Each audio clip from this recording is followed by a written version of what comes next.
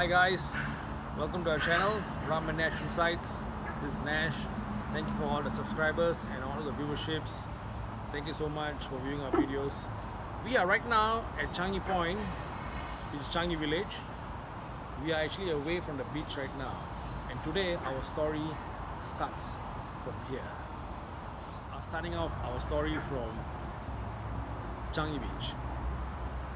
Alright, so let's get into the story right now.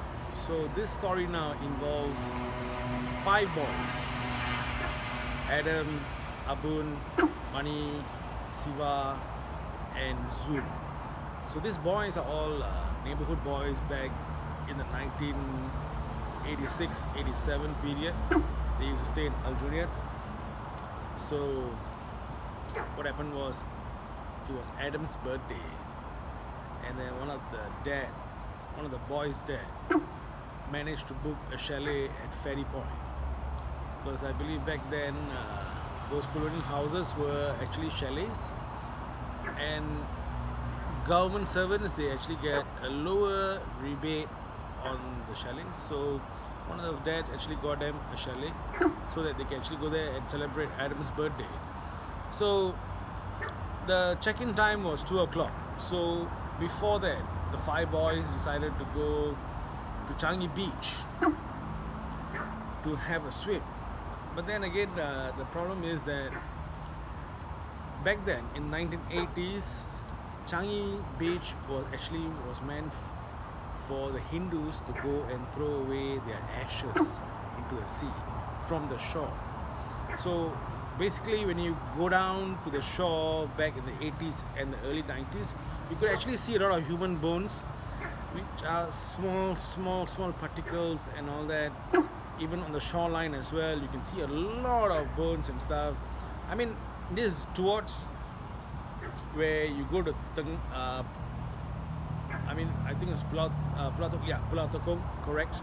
Towards Pulau Ubin Ferry Terminal, along the beach, you can see a lot of human bones actually, but in small particles. So the boys decided to go for a swim, but then Mani and Siva, since they know they are 17 years old at that point in time, the boys were all 17 years old, so they actually know that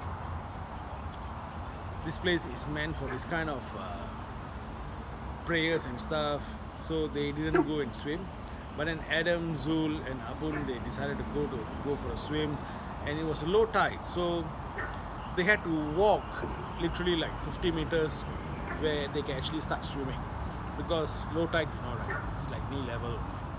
So Adam started to walk towards a deeper end, and then that's when he started feeling like things poking him on his feet in the water. So he thought it was seashells. So when he took his leg out from the water, he saw something was stuck to his feet. I mean, not really deep, not really bad. Still, it's all right. So he took out that particular thing and then he threw against the shore, not knowing actually it was actually a human bone. So after swimming and all that, when the tide was coming to high tide, so the boys decided to go back to the chalet. So when they went to the chalet, they had fun, they started barbecuing, and then they had some drinks and stuff. And then when they were about to go to bed, I mean, Ferry Point Chalet is a huge chalet, double story. There's 1 room below, there's 3 rooms upstairs. There's some chalets, there's like just one level with 4 rooms as well. So they had the double story. So the boys didn't want to sleep separately, so they decided to sleep together in 1 room. So they brought their mattresses, put in 1 room, placed in 1 line, and then started sleeping and all that. So but then Adam, he had very interrupted sleep. He couldn't sleep peacefully. Like something keep disturbing him all the time. He keep waking up. So one point in time, he actually woke up from bed and just sat on his bed for a while, and that's the time he actually saw this figure sitting down on top of the cupboard with red eyes looking at him, and he started screaming. The moment he started screaming, everybody woke up. One of the boys went and opened up the light, and then they asked like, Adam, are you alright now? And Adam was like, no, I saw this figure sitting on top of the cupboard, but now it's not there. So they said like, maybe you're dreaming.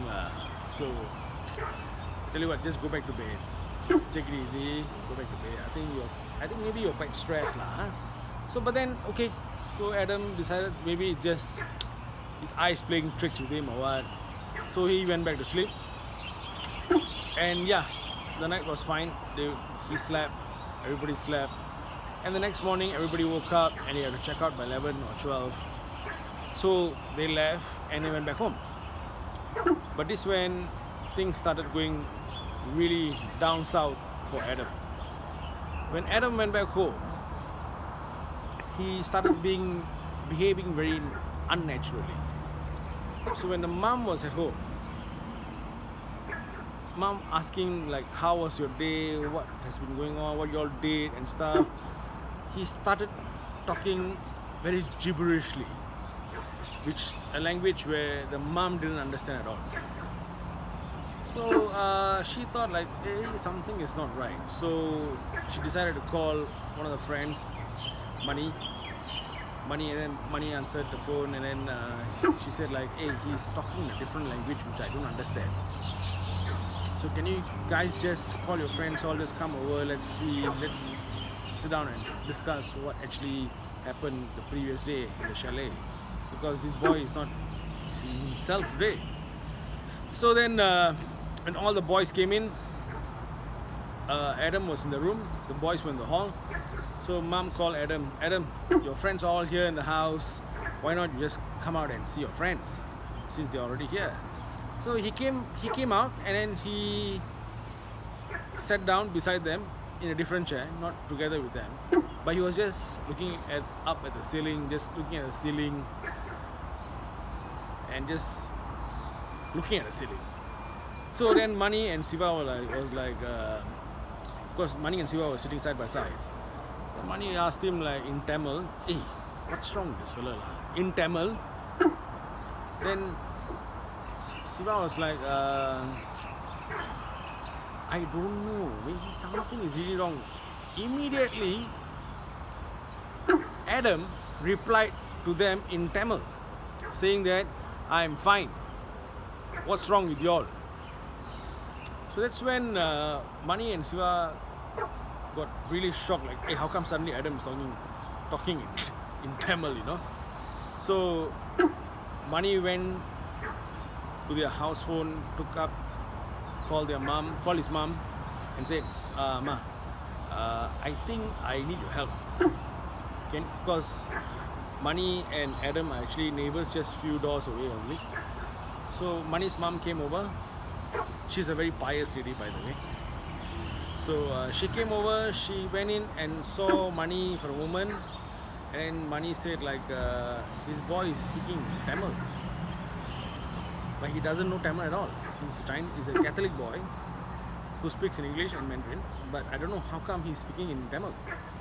So Money's mom went over, and then she spoke to him in Tamil. They spoke, and then that's when the spirit actually said, my name is Ravi. Adam actually stepped on my boat, which was in the water, but then he took it out and threw it back into the shore. So I am really very unhappy with it. And that's when the mom actually said, okay, no problem. She went back to her house, she took a holy ash and then came back to Adam's house and placed it on his forehead, the holy ash, and he fainted. And then next moment Adam woke up and like he was like shocked, like, hey, what you guys are doing in my house? You know? And he was like totally surprised, like, hey, what's happening? And then he said, no, everything is fine, no problem. You're alright. I think you just had a very bad dream lah, basically lah. They didn't want to shock Adam out of his life. So Money's mom went to Adam's mom and said like, you know, there's a temple in Toa Payoh, why don't you bring him there today evening itself, and get him blessed by the priests and stuff, and then they will have a holy string where you can tie around his right hand and stuff. So the mom brought Adam to Toa Payoh Temple, which is still there in Toa Payoh. I'm not going to say which lorong is that. The priest did prayers for Adam's name and stuff, the deity, and then after which the deity tied a string around his hand, which apparently the expiry date is like 1 year or 2 years. Until the string falls off, then you go back to the temple and tie it back again. So after which Adam is completely fine right now, and he's going to the temple almost all the time. So now Adam is fine, the boys are fine. So the story is Changi Beach is actually wasn't that clean as what it is right now. Back then they used to wash ashes of urns by the shore, where the bones actually come back to the shore as well. But nowadays they get a bumboat, they go to the middle of the sea and they drop it off everything there, so that the bones and the ash and the pot, everything goes down to the sea instead of coming up to the shore. But back then was, you can actually walk along the shore. Back then you will see a lot of bones. So I don't know how true is it that there are still spirits roaming around Changi shore. That's for me to know, for you to find out. With that, thank you guys. See you in another story. Good night.